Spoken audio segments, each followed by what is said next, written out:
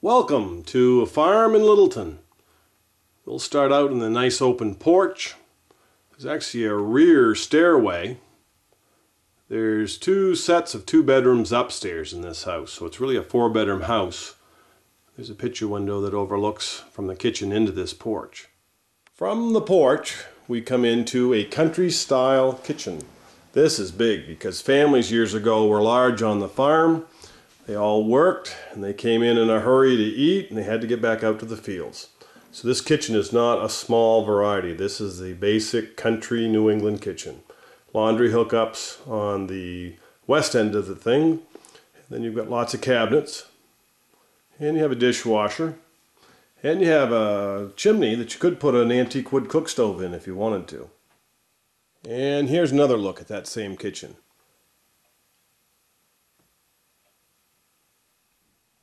This room with a single French door probably was the formal dining room in the original scheme of things. There is a yellow pine floor. The real McCoy hardwood flooring needs to be refinished, but it's a lot cheaper than putting a rug and looks a lot better. In this day and age where everyone has allergies, hardwood floors are where it's at. You'll notice a nice new electrical outlet. These windows were replaced back in the 80s, so it's not the original farmhouse. They vinyl sided it.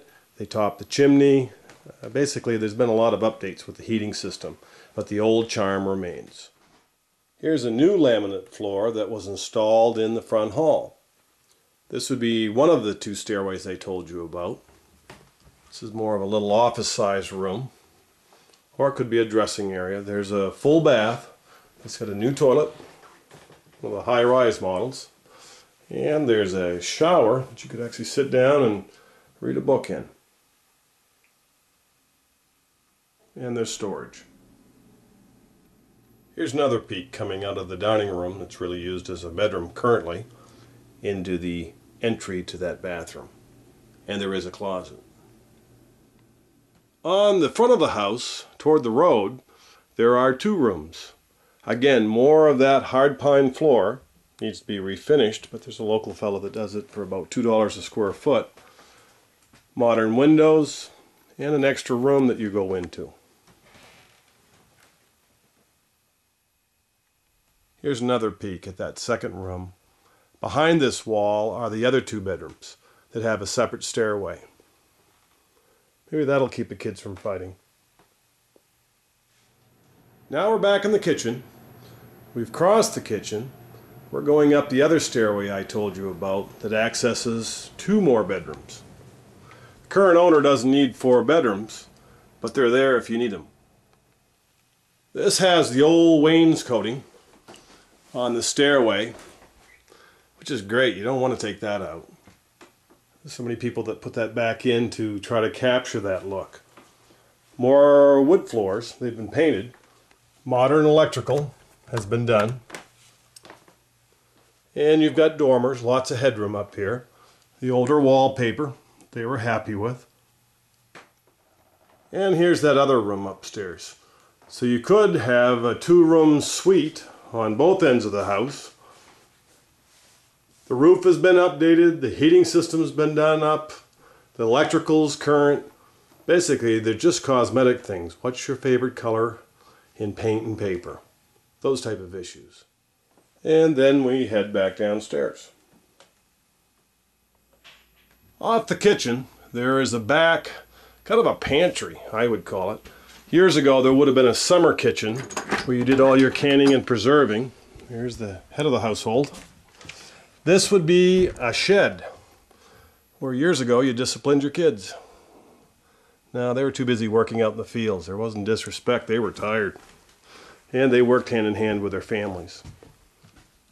This shed could be developed if you want more living space, if you want a home office, if you have extended family of people living with you.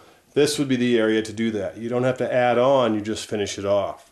There's a separate door, and there's also an entrance to go to the basement, which we're going to go to the basement a different way. And there's an overhead to this aspect. Up here, all kinds of storage space. This is that outside entrance I was telling you about. And then from the shed, we go into a garage. A double garage. attached, so you can come right in out of the weather and head right into the house. Here's another peek at the shed. Okay, we've come down into the basement. In most farmhouses in northern Maine, or New England for that matter, you have big boulders. You have very low ceiling height. You have wind coming in around to those boulders. This isn't like that. This has cement walls. Now this bad boy in front of you was a cistern. Years ago they collected water off the gutters of the house to help supplement the water supply for all the critters.